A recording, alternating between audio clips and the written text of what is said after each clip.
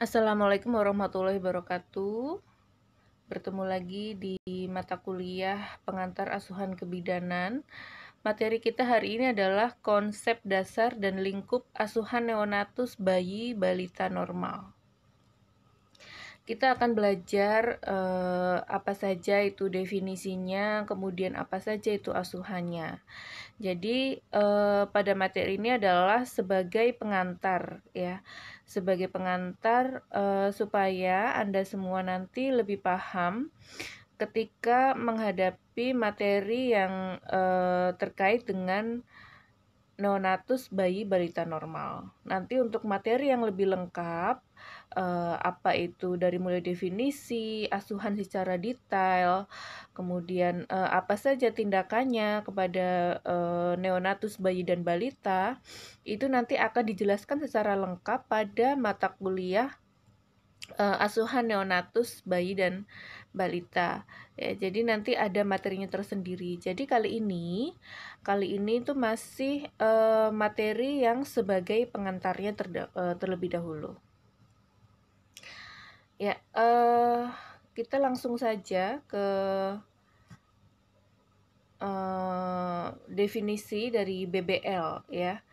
BBL atau disebut dengan bayi baru lahir adalah bisa disebut juga dengan neonatus. Ya, adalah bayi yang berusia 0 sampai 28 hari. Jadi, bayi yang baru lahir ya, masih 0 jam sampai dengan 28 hari itu masih disebut dengan BBL atau ada juga yang menyebutnya dengan neonatus. BBL adalah bayi yang berusia 1 jam yang lahir pada usia kehamilan 37 sampai 42 minggu dan berat badannya 2.500 sampai 4.000 gram. Ini ada definisi lain, tapi definisinya masih sama ya. Jadi ini dianggap masih 1 jam ya, bayi yang masih umur 1 jam dan lahirnya pada usia kehamilan 37 sampai 42 minggu. Itu yang disebut dengan BBL normal. Karena kalau kurang dari 37 minggu itu disebutnya dengan bayi prematur ya. Kemudian kalau lebih dari usia kehamilan itu itu juga sudah bukan lagi masuk dalam definisi BBL normal ya. Dan berat badannya juga sekitar 2.500 hingga 4.000 gram. Ciri-ciri BBL yaitu berat badan lahirnya 2.500 sampai 4.000 gram. Kemudian umur kehamilannya 37 sampai 42 minggu. Bayi segera menangis ya, karena kalau tidak segera menangis berarti bayi mengalami gagal nafas spontan atau asfiksia. Ya, jadi itu sudah bukan lagi BBL normal. Kemudian bergerak aktif ya. Kulitnya kemerahan, menghisap ASI dengan baik ya, karena pada saat bayi baru lahir itu bayi harus bisa menghisap ASI ya. Setidaknya dia mencari ASI melalui IMD atau inisiasi menyusui dini dan tidak ada cacat bawaan. Ini yang disebut dengan ciri-ciri BBL normal.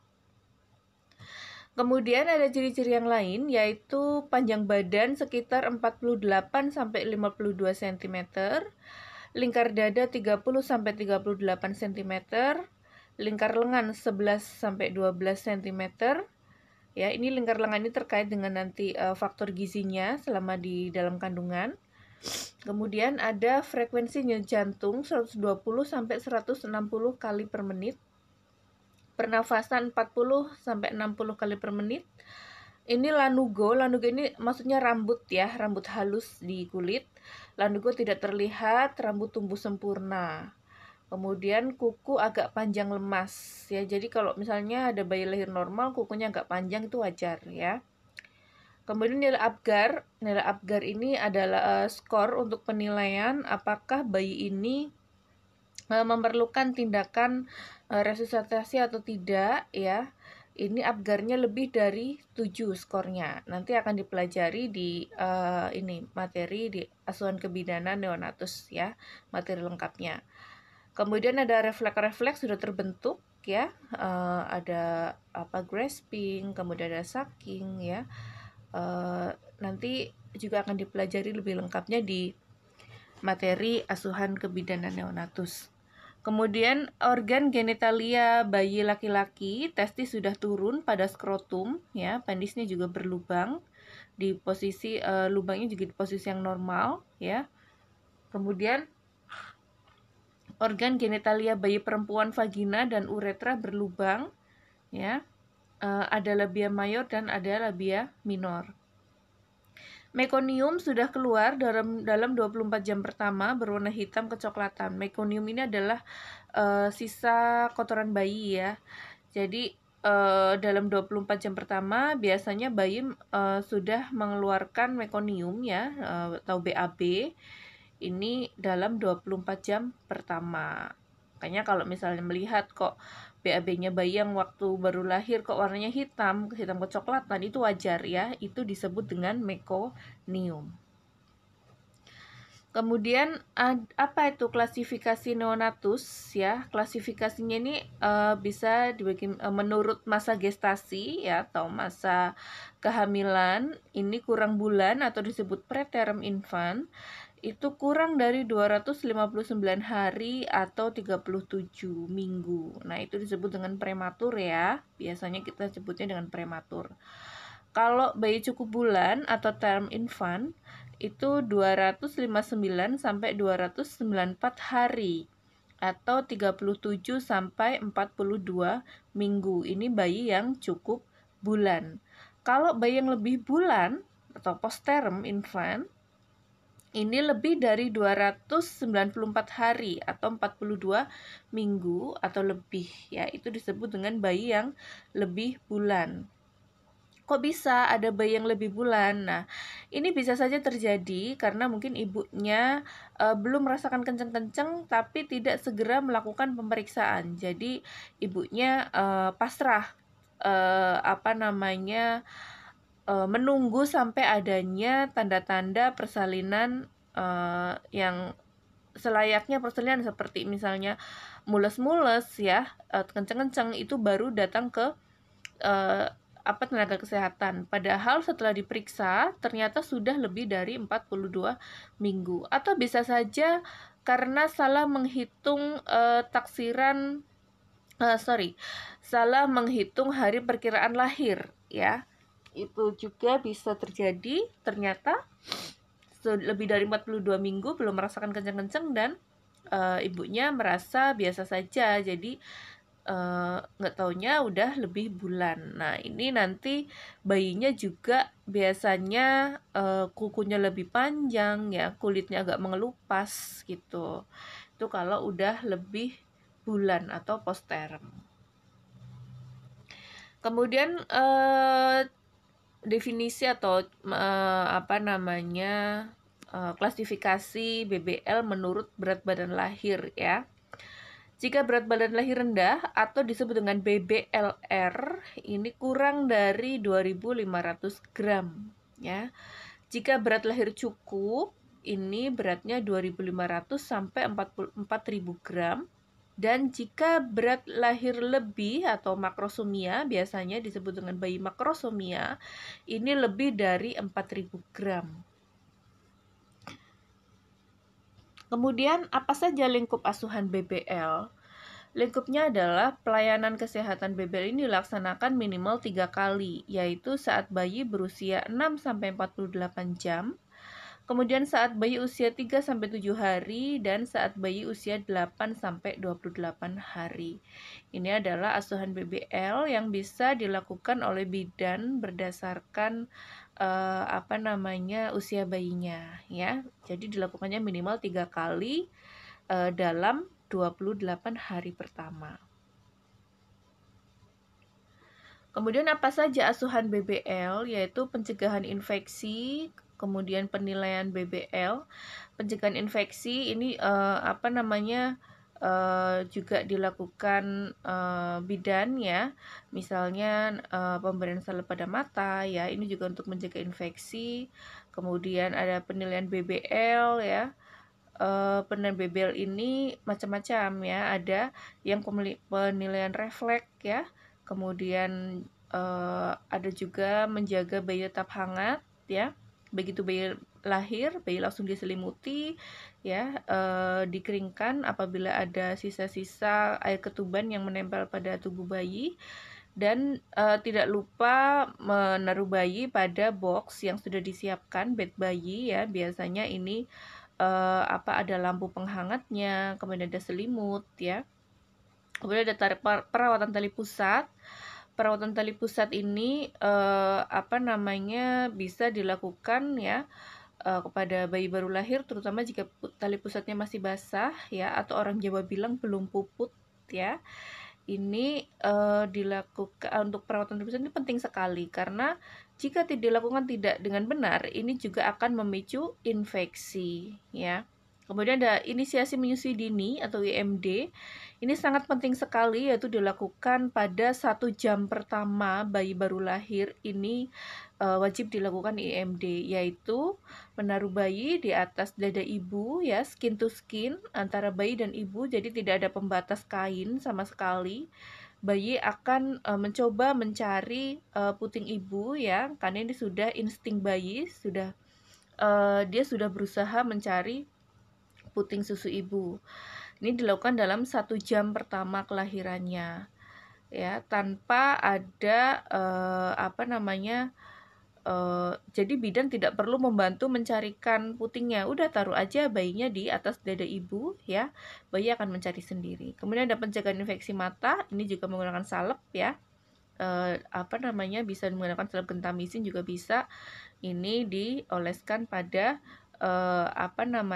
pinggir kelopak mata bayi ya, jadi untuk mencegah infeksi mata. Kemudian ada pemberian imunisasi ya. Imunisasinya bisa dilakukan pada bayi segera setelah lahir ya, atau sebelum bayi pulang ibu dan bayi pulang dari tempat pelayanan kesehatan, tempat dia persalinan. Kemudian bayi ya, bayi ini pada masa bayi ini dibagi menjadi 2, yaitu masa neonatal usia 0 sampai 28 hari, kemudian ada masa neonatal dini atau perinatal 0 sampai 7 hari, dan neonatal lanjut 8 sampai 28 hari. Kemudian ada masa pos atau pasca neonatal umur 29 hari sampai 12 bulan. Ya. Jadi itu definisi bayi. Kemudian apa itu lingkup asuhan bayi? Yaitu bisa dilakukan pengkajian fisik ya, dari lingkar kepala, lingkar dada, lingkar lengan ya, itu juga bisa dilakukan oleh bidan untuk asuhan bayi. Kemudian ada pertumbuhan dan perkembangan perilaku bayi ya. Ini juga dilakukan ya, menggunakan KPSP juga bisa ya. Kemudian ada asuhan bayi. Kemudian ada asuhan bayi apa saja yang bisa dilakukan bidan, yaitu mengedukasi ibunya ya, yaitu tentang nutrisi ya. Kemudian ada eliminasi ini BAB dan BAK-nya seperti apa.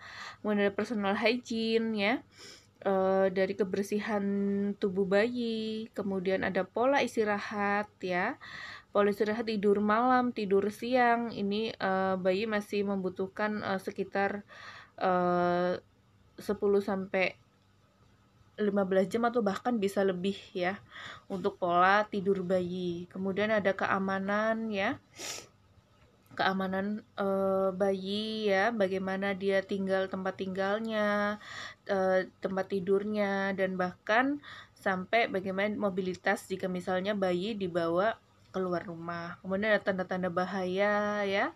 Tanda-tanda bahaya bayi ini juga dijelaskan kepada orang tua bayi. Jika bayi mengalami tanda-tanda bahaya, nanti bisa segera dibawa ke tempat pelayanan kesehatan, serta Penkes ya, Penkes yang terkait dengan bayi ini juga bisa diberikan kepada orang tua bayi.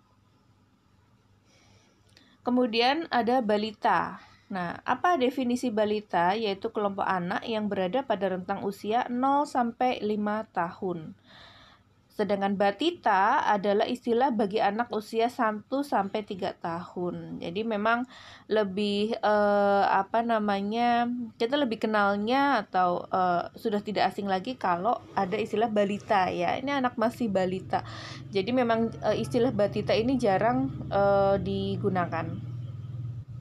Kemudian masa balita merupakan periode penting dalam proses tumbuh kembang manusia dikarenakan tumbuh kembang berlangsung cepat. Perkembangan dan pertumbuhan di masa balita menjadi faktor keberhasilan pertumbuhan dan perkembangan anak di masa mendatang. Jadi memang usia-usia emas ya, disebut dengan usia emas ini pada usia-usia balita. Jadi kita harus benar-benar memperhatikan kebutuhan nutrisinya terutama ya, karena untuk kepentingan pertumbuhan dan perkembangan.